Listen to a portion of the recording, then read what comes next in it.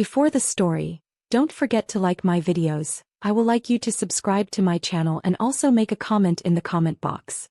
Riley Morgan learned she was cut from Thanksgiving while standing in her garage with grease drying on her hands. Her mother's voice had been sharp and rehearsed. Your sister wants her boyfriend to make a good first impression. Having you there would make her look bad. The call ended before Riley even processed the words. She didn't argue, didn't plead, didn't ask why. She simply lowered the phone and stared at the concrete floor like it might offer answers. She thought that was the end of the humiliation. Until the next morning when her family appeared on her doorstep, furious and trembling in the cold. At 29, Riley spent more time under car hoods than under warm lights or holiday tables. People often said she looked softer than her job suggested.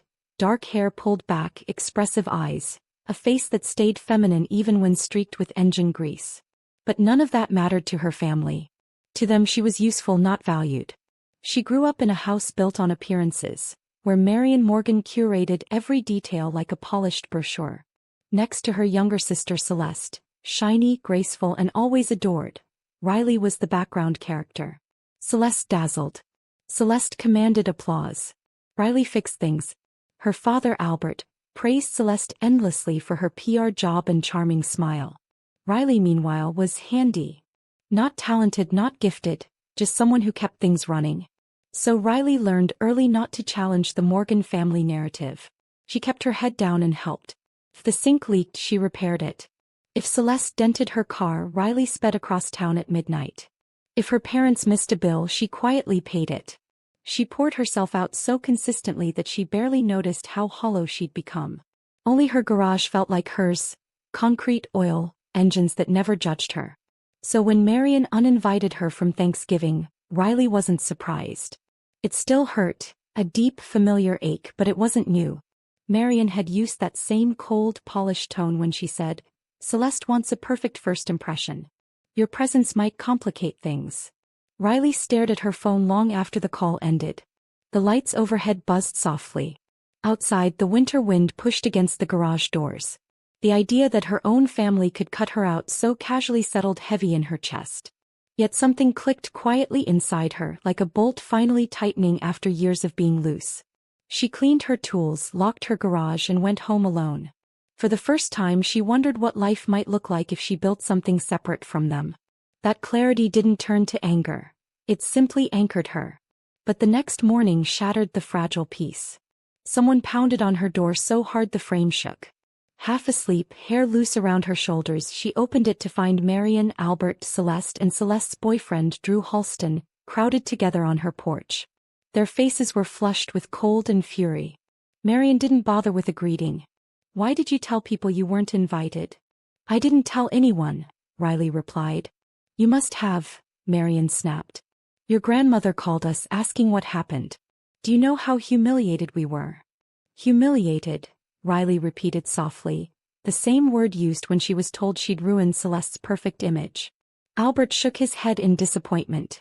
"You twist things, Riley. You always make us look like the bad guys." Celeste crossed her arms, immaculate coat untouched by real life. "This is unbelievable," she said. "You know the pressure I'm under." Before Riley could respond, Drew stepped forward quietly, watching her with surprising curiosity. Marion continued, "You should have accepted that Celeste's career depends on her image." "You showing up in work boots and smelling like oil," Albert cut in. "It's not wrong to ask you to stay home 1 year." Celeste sighed dramatically. "It's not even a big deal." Riley let them talk, let the excuses stack. Finally, Marion demanded, "Do you have anything to say for yourself?" Before Riley opened her mouth, Drew spoke. "Hold on," he said, staring at her. "Riley Morgan, are you the one who restored that '72 Charger? The one people couldn't stop posting about?" The porch fell silent. Celeste blinked in confusion. "What? No, she just fixes cars." Drew shook his head. "No. She builds them." Riley felt her breath catch, not because he recognized her work, but because her own family had never cared enough to know. Albert scoffed. "You're kidding." Marion's face went strangely blank. Celeste flushed, the ground shifting beneath her carefully constructed world. Drew continued, "Your craftsmanship is incredible." For the first time in Riley's life, Someone from her family's world looked at her like she mattered. Not as a tool, not as a burden. The shift cracked the Morgan hierarchy. The moment hung in the cold air until Marian forced a smile. That's all very nice, but it doesn't change anything. We came to discuss responsibilities. Responsibilities. Riley had worn that word like a chain. Albert cleared his throat. The roof is leaking again. We need you to fix it today.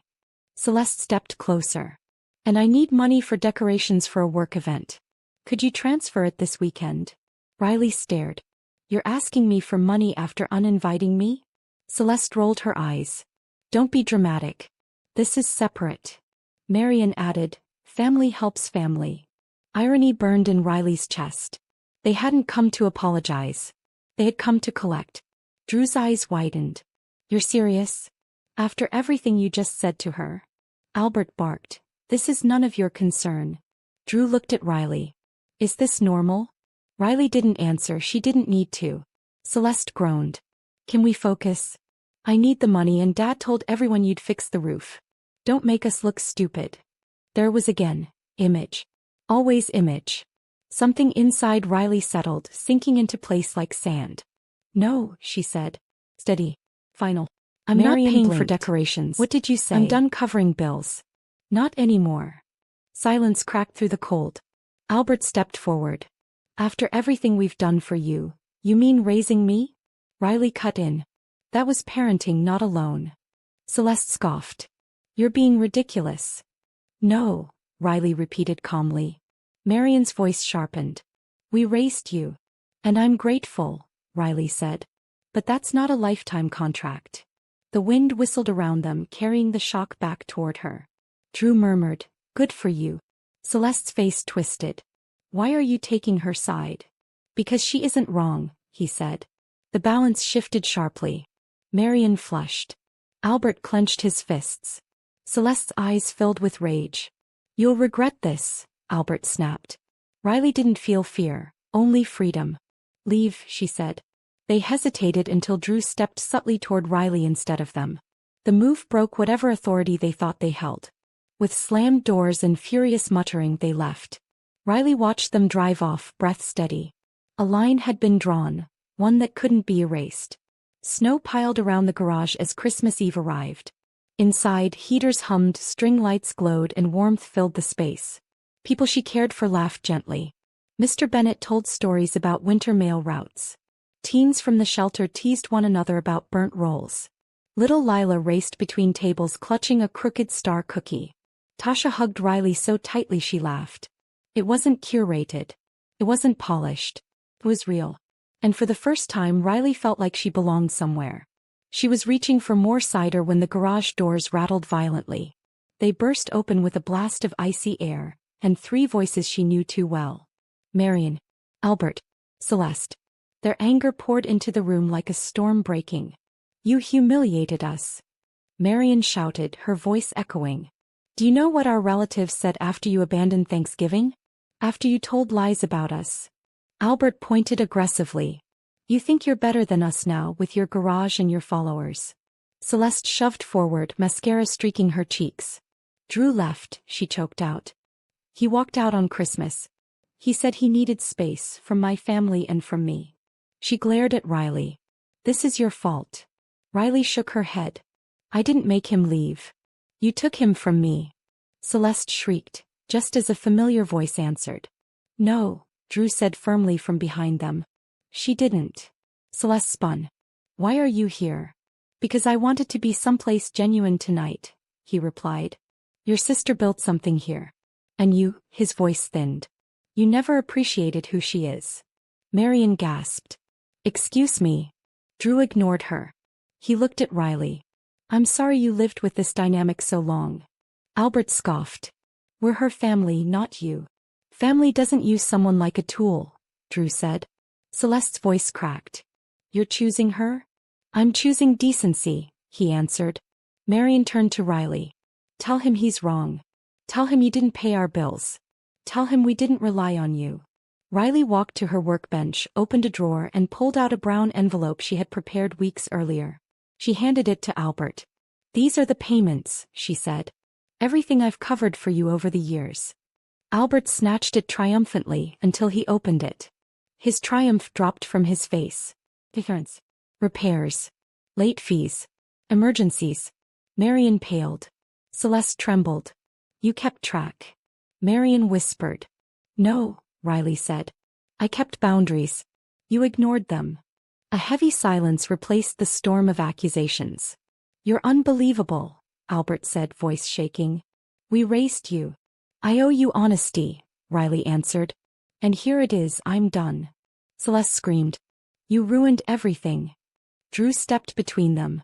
Stop blaming her for your behavior. Marion lunged for the papers. No one will believe this.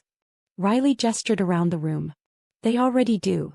Every face in the garage watched the Morgan family, not with hatred but with clarity and disappointment. Albert's voice cracked. You'll regret this. No, Riley whispered. I regret letting it continue this long. Celeste turned desperately to Drew. Please come home. This isn't who we are. He looked at her with finality. It's exactly who you've always been. I just didn't see it. Tears streamed down her face. So you're choosing her garage over me? I'm choosing a place where people treat each other with respect, he replied. Marion gasped. Albert muttered curses. All three of them looked smaller, exposed without an audience to impress. Riley walked to the wide garage doorway and pulled it open. Leave, she said. For the first time in her life, they obeyed. Snow swallowed their footsteps as they vanished into the night. Drew turned to Riley softly. You okay? She nodded.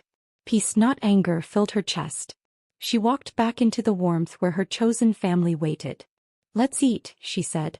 The room exhaled and laughter slowly returned.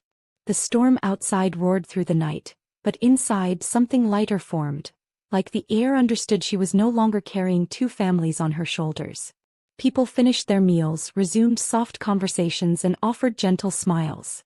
The wound was finally closing, not painfully but naturally, like it had always wanted a chance.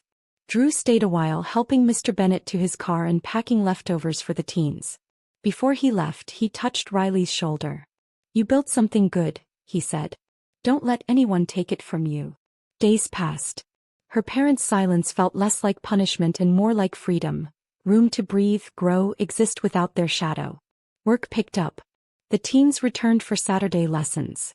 Tasha and Lila brought her a thank you card. Winter softened. A year later, Riley stood outside her glowing garage, snow drifting around her. Her life wasn't perfect, but it was hers. She had built her own table. And it was full.